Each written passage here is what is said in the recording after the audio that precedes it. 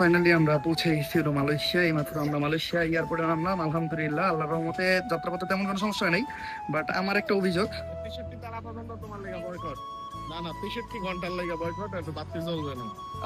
64 ঘন্টায় যে ভাবতে চলবো, মানে আমি সব জায়গা থেকে কেন জানি বয়কট হয়ে যেতেছি ভাই। আর সবচেয়ে ইন্টারেস্টিং জিনিস এই জায়গাটা, সেটা হলো এই যে বাইরের ভিউটা একবার দেখেন। ওই যে মোটামুটি একেবারে আমি 5 ঘন্টা ভিতরে বয়ে রয়েছি আর বাইরে বয়ে আছে। ভাই আপনার বাইরে কেমন বয়ে আছে? বাট আমি বাংলাদেশের সবাই টুইন টাওয়ার হিসেবে চিনি। আর এই দেখেন আমাদের পিছনে সেই টুইন টাওয়ার। আর মালয়েশিয়ার একটা মজার বিষয় কি জানেন, যেমন আমরা যে গাড়িতে আসছি এটা হলো হোন্ডা সিভিক। ভাই বিশ্বাসটা করবেন না, আমি একা একা। হ্যাঁ, ওই জায়গায় আরো অনেক বাংলাদেশি ছিল। আসসালামু আলাইকুম guys, welcome back to the new episode of my daily blog. আশা করি সবাই ভালো আছেন, আর আলহামদুলিল্লাহ আমিও ভালো আছি। আজকের ব্লগটা কিন্তু অনেক এক্সাইটিং, কারণ আজকে আমি যেতেছিল মালয়েশিয়া। আজকে না, আগামীকালকে সকালবেলা আমার ফ্লাইট। বাট আমার এরিয়া থেকে, আমার সব টিম মেম্বার কাছ থেকে আমি বিদায় নিয়ে আজকে আমি চলে যাবো ঢাকা। আগামীকালকে আমার সকাল 8:30-এর ফ্লাইট। আর যেহেতু একটা ইন্টারন্যাশনাল ট্রিপ, তো আমার এয়ারপোর্টে মিনিমাম 3 ঘন্টা আগে থাকতে হইব। অত সকালবেলা আমি এখান থেকে গাড়ি দিয়ে যাইতেও পারবো না। আর আমার তো প্রাইভেট কারণে গরিব মানুষ, বাইক আছে, বাইকে লাগেজ লুগেজ নিয়ে যাওয়া সম্ভব না। তাই আজকে রাইতেই আমি ঢাকা যাইতেছি, ওইখান থেকে কালকে এয়ারপোর্ট, দেন মালয়েশিয়া। রিসেন্টলি কুলি মুভি ভাইরাল হয়েছে না, কুলি 2 ও করবো, অলরেডি রেডি হয়ে গেছে। তো চলেন গাইস, আমরা ঢাকা চলে আসছি। আর ঢাকায় এসে আমি ছোট্ট করে একটা ঘুম দিয়েছিলাম। ঘুম থেকে উঠতে উঠতে 5:30 বেজে গেছে। তো 5:30 বাজে আমরা রওনা দিচ্ছি এয়ারপোর্টের উদ্দেশ্যে। আর এবার মালয়েশিয়ার ট্যুর পার্টনার আমার লগে আসছিল সোহাগ ভাই, এক্সপিরিয়েন্স মানুষ। ভাই কয়বার গেছেন এই নিয়ে? 3বার। যাক, অনেক সুবিধা হইলো। আসলে একটা এক্সপিরিয়েন্স মানুষ দরকার হয়, আর তার মধ্যে একটা সিনিয়র এক্সপিরিয়েন্স মানুষ, মানে মুরব্বী মুরব্বী যদি একটা লগে থাকে তাহলে আসলে নো চিন্তা ডুবুরতে। তো চলেন এয়ারপোর্টের দিকে আগাই। ভাই এত ভোরবেলা একটা রিক্সাও নেই, অনেক কষ্ট মনে একটা রিক্সা পাইছি। এটা কি যাইবো ভাই? যাইবেন, ঘুরেন। এক মজার বিষয় হলো, রিক্সাওয়ালা মামা আমাকে দুজনকে চিনে, বহুত আগের থেকে নাকি চিনে। কাকাই কইতাছে যে আমাকে ভিডিও করা লাগে, পরে কাকারে বুঝাইলাম, দিয়া করে আমরা দুইটা টাইম খাই ভাই। তো এয়ারপোর্টের শতবাধা পার দিয়ে আমি আর সোহাগ ভাই দিয়ে গেছি আমাদের বোর্ডিং পাস কালেক্ট করতে। আজকে বেশ ক্রাউডি ছিল, কিন্তু সোহাগ ভাই কইলো অন্য দিনের তুলনায় নাকি আজকে অনেক কম মানুষ। যদিও আমি এর আগে মালয়েশিয়া যাই নাই, উনি 2বার গেছে। উনি যা কইবো তাই মেনে নিতে হইব, এটা সত্যি হইলো মেনে নিতে হইব, মিশা হইলো মেনে নিতে হবে। চাপ কম পাইছে। যাক, আর আমরা একটু রিক্সে রিক্সে আইছি আর কি। মূলত আমার 64 জেলা থেকে 63 জেলায় বয়কট, তার ভেতর ঢাকাও একটা জেলা। শুধুমাত্র গাজীপুরই আমার জন্য ওপেন আর কি। তো এই ঢাকার উপর দিয়ে আমি কিভাবে দেশের বাইরে যাবো এটা আমি বুঝতে পারতেছিলাম না। কালকে সারা রাত এই চিন্তা আমার ঘুম হয়নি, দেখেন চোখ লাল। যাই হোক, এয়ারপোর্ট ঢুকছি, এমন আমি জানি না যে আমার এখানে আটকাই দিব নাকি, হয়তো আমার টিকিট দিব না। আমি দোয়া করতেছি জাস্ট আমি যাতে মালয়েশিয়া পর্যন্ত যাইতে পারি। নির্দিষ্ট টিকিট আটকাই দিব তোমার। হইতে পারে এরকম কিছু, এমন হইতে পারে ভাই আমি মালয়েশিয়া বয়কট আগে দেখি ভাই। আল্লাহ আল্লাহ করতেছি। 64-র মধ্যেই পড়ে। হ্যাঁ, মালয়েশিয়া তো 64 জেলার ভিতর। তাহলে 61তম জেলাই তো মালয়েশিয়া। ওই যে সিঙ্গাপুর মালয়েশিয়া, সিঙ্গাপুরের পরে মালয়েশিয়া। 60 নম্বর সিঙ্গাপুর, 61 নম্বর মালয়েশিয়া। আর ভাই আমরা বোর্ডিং তো যেমনি এমনি কমপ্লিট করে লাইছিলাম, বাট ইমিগ্রেশন কমপ্লিট করতে আমাকে দম বাইরে হয়ে গেছে। বিশ্বাস করবেন না, 1.5 ঘন্টা আমি জাস্ট দাঁড়ায় ছিলাম। সোহাগ বেড়ে তো ছেড়ে দিছে, কারণ উনি এর আগে মালয়েশিয়া ভিজিট করছে, আমি এর আগে ভিজিট করি না। আমার 1.5 ঘন্টা ভাই দাঁড়া করে রাখছে। বাট ইমিগ্রেশনের যে পুলিশগুলো ছিল তাদের ব্যবহার ভালো। মূলত সবচেয়ে সিনিয়র যে, তার ব্যবহার ভাই অমায়িক। মানে ওনার কথাবার্তায় বোঝা যায় যে উনি এই পর্যায়ে কেমনে আসছে। আমার জাস্ট ওনার ব্যাপারটা সবচেয়ে ভালো লাগছে। আর যারা নিচের মানে পদে আছে না, তারা মানে আপনার এই জায়গায় আসলে বুঝতে পারবেন, তারা কি জানি খ্যাত খ্যাত করে, খিটখিট করে। এই জিনিসগুলো কি নেওয়া যায় না। বাট উপরের পদে যারা আছে তারা খুব ইজিলি কথাবার্তা বলে, সুন্দর প্রশ্ন করে, মানে প্রশ্নের ভিতরে কোনো ঝামেলা নাই। নিচের পদে যারা আছে তারা মানে কি প্রশ্ন করছে আমি জাস্ট আপনারা বললে অবাক হয়ে যাবেন। আমার জিজ্ঞেস করছে আমি কার সাথে যেতেছি, আমি কিছু আমার সাথে এক বড় ভাই আছে, নাম সোহাগ। কয় তার বাপের নাম কি? ভাই আপনার বাপের নাম কি আমি জানুন? আমার আগে কয়ে দেওয়া উচিত ছিল না? এটা আমার আগে শিখাইবো না। আমি যদি জানতাম ভাই আপনার আগে জিজ্ঞাইতাম। গাইস, আমি আর সোহাগ ভাই ফাইনালি চলে আসছি আমাদের প্লেনে। আমাদের প্লেন মানে আমাদের প্লেন, ঠিক আছে? প্লেনটা কিন্তু আমাকে দুইজনের। আর প্লেনটা ভাই বিশাল বড়। আমি ফার্স্ট টাইম না, সেকেন্ড টাইম এত বড় প্লেনে উঠতেছি। আরো বড় প্লেন হয় যেগুলো সিঁড়ি দিয়ে উঠতে হয়, দোতলা তিনতলা। আমি জানি না আর কি, আমি ফার্স্ট টাইম। আর আমাদের পাশের সিটে, মানে আমার পাশের সিটে একটা আপু বসছে। তো আমি বিমানে, মানে উনি ওয়াশরুমে গেছে, উনি থাকলে আমি ভিডিও নিতাম না। তো আমি প্লেনের ভিতরে আর ভিডিও ক্যাপচার করুম না, কারণ আমি ভিডিও করলে হয়তো উনি ডিস্টার্ব হবে, বা উনি ভিডিওতে উঠে যেতে পারে। উনি ওয়াশরুমে গেছে, এই সুবাদে আমি ভিডিওটা নিয়ে নিলাম। পরে যখন বিমানটা ছেড়ে দিবে মাঝখানে হাঁটবা, আমি ক্যামেরা দেবো। না না পানি দিবা? আপনার এত কষ্ট আমি দিতে চাই না ভাই। বিমানে খাওয়ান দিব না? হ্যাঁ, বিরিয়ানি। বিরিয়ানি মুরগি খাওয়ান বিরিয়ানি। দিলে খাওয়ান খেয়ে দিব একটা ঘুম, দেখা হইব ডিরেক্ট মালয়েশিয়া যে খাওয়ার পাওয়ার পর ক্ষুধার্ত মানুষের মুখে যে হাসিটা।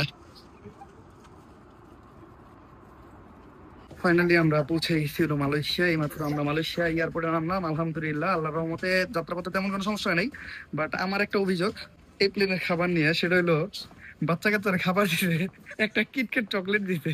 বড় মানুষের খাবার দিছে, কিটক্যাট চকলেটটা দিয়ে নেবে। আমার দিকে ভাই কোন অংশে বড় মানুষ মনে হয় ভাই, আমার তো অন্তত বাচ্চাকে মতো খাওয়াটা দিতে পারতো ভাই। কিটক্যাট চকলেটটা লিয়ে ভাই আমি পুরোটা প্লেন আফসোস করছি। এই একটা চকলেট দিলে ভাই আমার জীবনটা আর কি সার্থক থাকতো। যাই হোক, এখন হলো মেন বিপত্তিটা।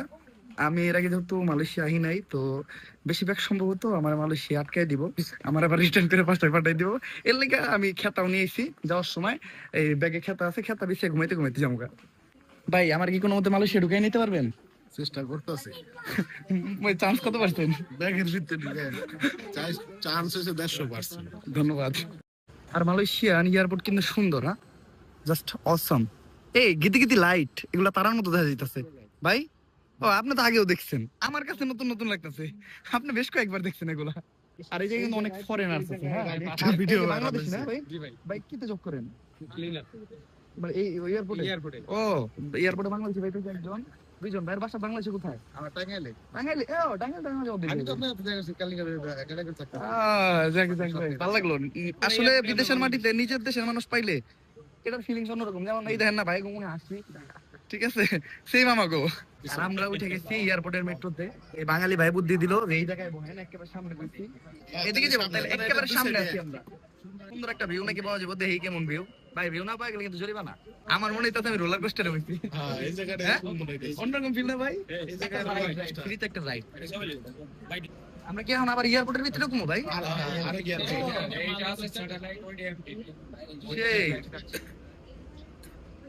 ভাই, ভিউটা আসলে অনেক জোস। আমার মনে হইতাছে আমি রোলার কোস্টারে বয়ে যাইতাছি। এই যে সামনে যে গ্লাসটা না, এই গ্লাসটা আমার মনে হইতাছে যে নাই, একদম পরিষ্কার। আন্ডারগ্রাউন্ডে চলে যাব আমরা। ওটা কি আরেক এয়ারপোর্ট ভাই? হ্যাঁ, সুন্দর সুন্দর ধরো দিকে ক্যামেরা তো। মজার হাটটা অনেক করছি, এখন একটু সিরিয়াস মোডে আহি। আমি এখন আছি মালয়েশিয়ার ইমিগ্রেশনের ভিতরে। আমার মনে হয়, আমি দুনিয়া ঘুরি নাই, তারপরে মানুষের ভাষ্য মতে যারা এই জায়গায় আছে, যারা মোটামুটি আকারে দুনিয়ার মানে অনেক দেশ ঘুরে ফেলছে, তাদের ভাষ্য মতে মালয়েশিয়ান ইমিগ্রেশন হলো সব থেকে খারাপ। এই জায়গায় যত ঝামেলা সব হলো এই জায়গায়। আর আমি একটা জিনিস জানতাম না, ইমিগ্রেশন অফিসারের ভিতরে ভিডিও নেওয়া যায় না, তো ওই টাইমে আমি ভিডিওটা পোস্ট করে দিই। আর ফাইনালি আমি আমার ইমিগ্রেশন কমপ্লিট করে এখন আমি বাইরে হমু। বাংলাদেশ থেকে আমার ফ্লাইট মালয়েশিয়া আসছে হলো 1টার দিকে। আর এখন বাস্তবে কয়টা ভাই মালয়েশিয়া ট্রেনের? 7টা। বলতে পারেন আমি 5 ঘন্টারও বেশি সময়, 5 ঘন্টা 7 ঘন্টা সময়। এখন কয়টা বাজে? তো বলতে পারেন আমি 7 ঘন্টা সময় এই মালয়েশিয়ার এয়ারপোর্টে কাটাই, তাও শুধুমাত্র বইহা। আমার করার কিছু ছিল না। ওয়ালাইকুম আসসালাম, ভালো আছেন ভাই? বাট আমাদের এই জায়গায় বাংলাদেশি অনেক ভাইয়েরা আছে, তারা খুব ভালো সাপোর্ট দিচ্ছে। মানে একটু পর পর জায়গায় খোঁজ দিতে যে হইছে নাকি, আর তারাও আমার জন্য ওয়েট করে আসছিল। আর এই জায়গায় এসে অনেক বাংলাদেশি দেখতে পারি, লেগে ভালো লাগতেছে ভাই। তো চলো আমরা বাইরে হই। সোহাগ ভাই, আপনি এই কামটা কেমনে করতে পারলেন ভাই? আপনি আমার থেকে বললেন ভাই টাচ করে। পাস করে আমার তো গেছি করে পাস করে সিল মেরে দিছে। ভাই বিশ্বাসটা করবেন না, আমি একা একা। হ্যাঁ, ওই জায়গায় আরো অনেক বাংলাদেশি ছিল। আমি জাস্ট একটা জিনিস ঘাবড়াইতেছিলাম, অনেক বাংলাদেশিরে আমার সামনে রিটার্ন করে দিতেছে। ওদের কাগজপত্র ঝামেলা ছিল, আমারটা ছিল না। তারপরেও মানে ভিতরে একটা ভয় ত্রুটি কাজ করে না। নিজের দেশের মানুষরা যদি আমি বিপদে দেখি, মানে নিজের একটু বিপদ বিপদ ফিল হয়। নিজের দেশের মানুষের একটু দুঃখী দেখলে নিজের একটু দুঃখী দুঃখী লাগে আর কি। ওই জায়গায় অনেক মানুষজন আর কি মন খারাপ করে চলে যেতেছিল। আমি চিন্তা করতেছিলাম যে এদের মন খারাপ, আমারও মন খারাপ হয়ে যায় নাকি। বাট না, সবশেষে আলহামদুলিল্লাহ সফলভাবে এক্সিট মারছি। তোমার জন্য আমরা পেপারস তো আমি পাঠাইছি। জানি ভাই, আপনি পেপার না বানাইলে তো আমি ঠেকে গেছিলাম। পেপারসের পরে আরেকটা অপশন রাখছি, যদি কোনো কারণে এটাও মিসিং হয় তারপর তোমার কোনটাকে বের করবে, ওই সিস্টেমও করা হয়ে গেছে। ও ভাই, এই ভাই ব্রাদার সাপোর্ট। আর আমাকে রিসিভ করার লেগে আমাকে এই জায়গার ভাইয়েরা আইছে। তো যাই হোক, সবার লাগে ইন্ট্রোডিউস করাম একটু পরে। এখন আমরা রানিং এ আছি। আরে যে অনেক মানুষজন, যাক অনেক ভেজালের পর এয়ারপোর্ট থেকে বাইরে হইতে পারছি। আমাদের রিসিভ করতে যারা আইছিল ভাই, তারা গাড়ি আনাই লাইছে। এয়ারপোর্টের বেসমেন্ট এত বড়, এই জায়গায় গাড়ি কোনে রাখছে, মানে গাড়ির ছবি আছে, জায়গার এই জায়গায় রাখছে, কিন্তু জায়গাটা কই? এই জায়গার কোনো নির্দেশনা নাই। তো যাক, পরিচয় করে দেই। ভাই, নিজের পরিচয় দিয়ে দেন। ভাই হলো মালয়েশিয়ার সিটিজেন। সিটিজেন বলতে গিয়ে মালয়েশিয়ায় বিয়ে শাদী কইরা ভাই সেটেল। আর ভাই ভাই আপনার পরিচয় দিয়ে দেন। আমার নাম সিজান, আমিও ভাইয়ার একটা ফোন দোকানে কুয়ালালামপুর আশরাফ গাজেট গেলে দেখতে আসি। ফোন দোকানে আর কি মোবাইল ভাইয়ের কথা ব্লগে পরিচয় হয়ে ভালো হইলো। এমনিতে ভাইগুলোকে আগের থেকে পরিচয়, কিন্তু সাক্ষাৎ হইলো প্রথম। যাই হোক, ভাইয়েরা অনেক কষ্ট করছে। সোহাগ ভাই হ্যাঁ আর হ্যাঁ মোটামুটি একেবারে আমি 5 ঘন্টা ভিতরে বই রয়েছি, আর বাইরে বই আছে। ভাই আপনার বাইরে কেমন বই আছিলেন? ওই যে ই বিছে মাটি বিছে কিচ্ছু না, ডাইরেক্ট মাটিতে। ডাইরেক্ট মাটিতে। এই সিনটা ভাই রেকর্ড করেন না ভিডিও টিডিওতে? এই সিনটা ভাই ব্লগে দিতে পারলে সেই দিত ভাই। চলেন গাইস, এখন গাড়ি স্টার্ট দিয়ে যাওয়া যাক। জাম নাকি কামার সে এই দেশে জাম লাগে। আর যেহেতু আমরা বাইরেতে বাইরেতে অনেক লেট হইছে, আমরা দুপুরের খাবারও খাই নাই। প্লেনে যতটুকু খাবার দিছিল অতটুকু দিয়া জাস্ট কোনো মতো পেট টেট ভরছিলাম। প্রচুর ক্ষুধা লাগছে, তাই ম্যাকডোনাল্ডসে দাঁড়াইয়া হালকা পাতলা কিছু খাবার নিমো, দেন আমরা বাংলাদেশি কোন হোটেলে যাই ভরপেট খামো রাত্রে। আর মালয়েশিয়ার একটা মজার বিষয় কি জানেন? যেমন আমরা যে গাড়িতে আসছি এটা হলো হোন্ডা সিভিক, ওয়েল মডিফাইড, হলার টলার লাগানো, মানে এক্সস্ট। এরকম একটা গাড়ি বাংলাদেশে দেখলে মানুষ চেয়ে থাকে, বাট এই জায়গায় এটা খুবই নর্মাল। এই জায়গায় যদি একটু হাইপ কার দেখতে চান, তাহলে আপনার দেখতে হবে বিএমডাব্লিউ, পোর্শে, তারপরে হলো মার্সিডিজ। এগুলো এই জায়গার কমন গাড়ি, মানে একটু পর পরই দেখা যাইতেছে। কাল্লাবার গলিগা বলতে পারেন এটা অন্যরকম একটা স্বর্গ। আবার দেখেন ওই যে কি একটা বাইক গেল ভাই, নর্মাল একটা স্কুটির মতো, বাট ওটার ডিজাইনটা জোস। কাল্লাবার, বাইক লাভার, এদের জন্য মালয়েশিয়া অন্যরকম ব্যাপার স্যাপার। আর ভাই এই জায়গার হুন্ডা গুলা ভাই অনেক গতিতে চলে, প্রত্যেকটা হুন্ডাই দিয়ে এক্সস্ট লাগানো, বম বম করে যায়।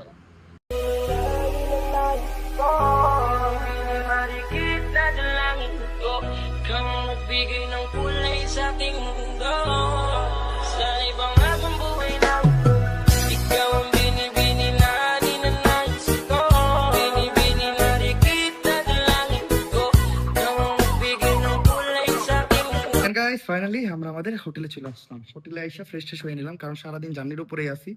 আর এমনি তো কালকে রাত্রেও ঘুমাই নাই, আবার এত লং টাইম ধরে জাস্ট ঘুরতেছি এই জায়গায় ওই জায়গায়, সব মিলে শরীরের অবস্থা একদমই খারাপ। ফ্রেশ হওয়ার পর একটু ভালো লাগতেছে, বাট এখনই আমরা রেস্টে যাবো না, কারণ এখন যদি একবার রেস্ট নেওয়া শুরু করি তাহলে ডিরেক্ট ঘুমাই যাবো। তো এটা না কইরা আমরা যেমন এখন টুইন টাওয়ারে, আমাদের সবাই রেডি হইতেছে। আর আমরা যে জায়গায় আছি এটারে হোটেল বলা যাবে না, এটারে সবাই বলে হোমস্টে। আর এই জায়গাটা কিন্তু জোস। আর একটা জিনিস দেখাইতাছি, তার আগে দেখাই, 2টা রুম আছে, হ্যাঁ, আর 2টা ওয়াশরুম আছে 2 রুমের লগে।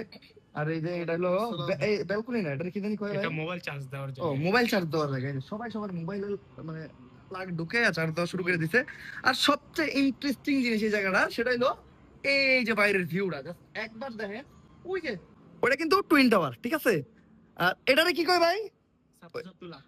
সাপ্তো সাস্তুলা। আচ্ছা আচ্ছা। মালয়েশিয়া ভাষায় মানে 118 বিশ্বের 2 নাম্বার ভবন এটা।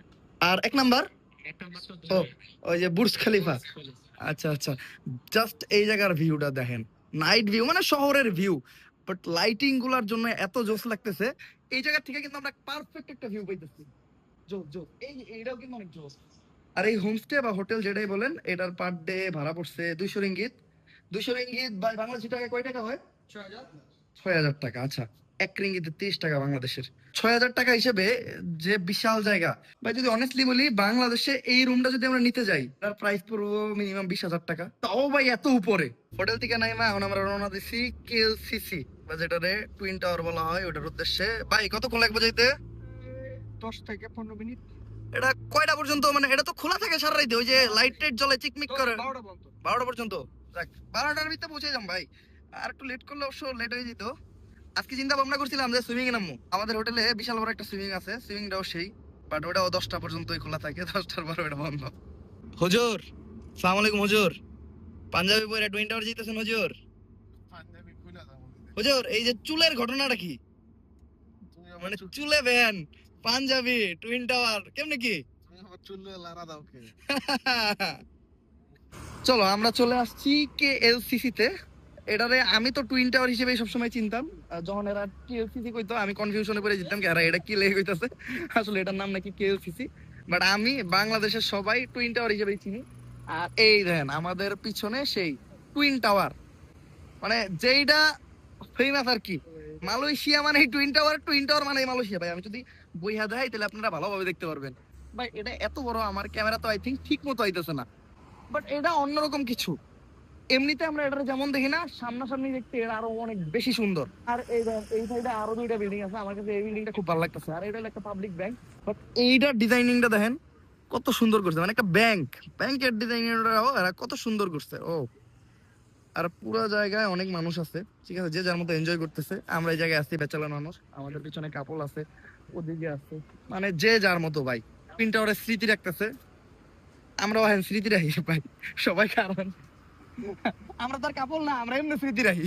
একটা দুঃখের বিষয় দেখেন, এই যে টুইন টাওয়ারে অনেক লাইটিং টাইটিং থাকে, মানে এটা আরো বেশি সুন্দর লাগে, কিন্তু আজকে কেন জানি এটা খুব আর্লি বন্ধ করে দিচ্ছে। এমনিতে এটা টাইম থাকে 12টা পর্যন্ত, আজকে তো আমরা 11টা বাজে আসছি, তারপরেও কেন লাইট টাইট বন্ধ করে দিতে জানি না।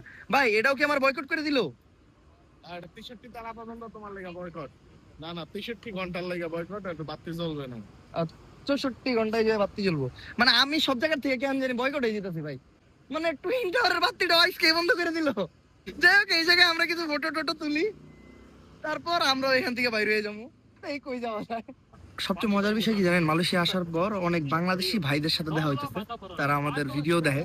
তো যাদের সাথে দেখা হইতেছে তাদের বিহেভিয়ারও খুব ভালো, তারা খুব ভালো আমাদের সাথে কথা বলতেছে। আর এই দেন এক সাবস্ক্রাইবার আমাদের জন্য আইসক্রিম নিয়ে এসেছে, আইসক্রিম ফেভারিট, তাই আমরা এখন টুইন টাওয়ারের সামনে বসে আইসক্রিম খেতেছি। থ্যাংক ইউ ভাই আইসক্রিম খাওয়ানোর লিগা, এত দূরে এসে তুমি আইসক্রিম খাওয়াইলে এর জন্য তোমাকে, তোমার নানিরে ধন্যবাদ। এন্ড গাইস, একটা লম্বা সময় পার করার পরে ফাইনালি আমরা চলে আসছি আমাদের হোটেলে। কি আরো ঘোরার প্ল্যান ছিল, বাট শরীরের অবস্থা খুবই খারাপ, আমার চোখ দিকে বুঝতেই পারতেছেন। এমনি যদি আরো ঘোরাঘুরি করি, মালয়েশিয়ান পুলিশ নেশাখোর ভাইবার ঠাস করে ঢুকিয়ে দিব। তো আজকের ব্লগটা আমি জিজ্ঞেস করতেছি, যদি ব্লগটা ভালো লাগে লাইক কমেন্ট শেয়ার সাবস্ক্রাইব করে দেন। Still then guys, stay safe, right safe, যাবেন নেক্সট ব্লগে। আল্লাহ হাফেজ।